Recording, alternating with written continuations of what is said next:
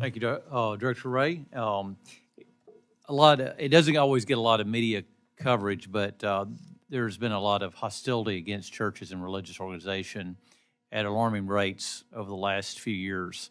There was a report that was published back in February of this year that showed that there's been 430 incidences of hostility or violence against churches across the United States. That's a 100% increase from 2022, an 800% increase from 2018. I guess my question to you is what is the Bureau resources are being dedicated to explore and address this concerning trend that we're seeing? So it's a really good question, and I would say the threats to houses of worship that we're seeing cut across a variety of settings, and I say that with the perspective of somebody who, when I was a line prosecutor, one of my most significant cases was against a guy who was a serial church arsonist and went all over the country burning down churches, including right up in our mutual neck of the woods in Georgia, where he killed in Banks County. He killed a firefighter and almost killed another one. So I've always taken those cases particularly seriously. I would say there's a couple things. We're seeing terrorist attacks against churches. Just in the time that I've been FBI director, we've thwarted multiple attacks against churches and synagogues. I can think of an ISIS-inspired plot against a church in Pittsburgh. I can think of synagogues in Colorado and Las Vegas area, just as a few examples. There's also, I would say, a range of threats from a perspective of abortion-related violence. So, a lot of people historically have focused on abortion-related violence when it comes to pro-choice facilities. But in fact, if you look at our work post the Dobbs opinion, it's been a while since I looked at our numbers, but I think something like 70% of our abortion-related violence cases were, after the Dobbs decision, were against what I would have called houses of worship or pro-life facilities. In fact, just yesterday we had a case, a guy got 7.5 years in a great case that our folks did against a guy who firebombed a facility up in the Madison, Wisconsin area. So we're tackling it depending on what the motivation for the threat is. Sometimes it might be some ISIS-inspired type attack. Some cases it might be some domestic ideology.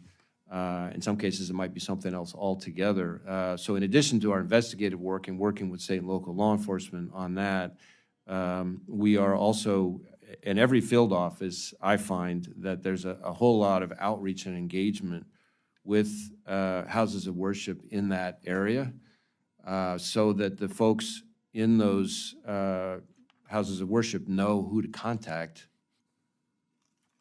what to be on the lookout for, that kind of thing. I just, let me just say, thank you for mentioning that, but, targeting and threatening of churches and religious organizations is something that cannot go unnoticed, and I would just employ that you would make sure that you do investigate and you try to make sure that this is a focus of of the Bureau.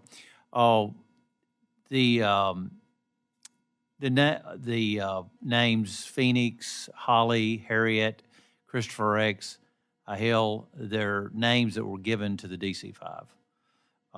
Those were the 5 unborn children that remain, whose remains were salvaged by a whistleblower after their lives were brutally ended by a late-term abortionist here in the Washington, D.C. area. There's evidence that suggests federal crimes may have been committed in their deaths through violations of the partial birth abortion ban and the born alive infant protections. As you know, this is the law of the land, and the administration has the duty to enforce the law without prejudice to political philosophy or those in violation of law.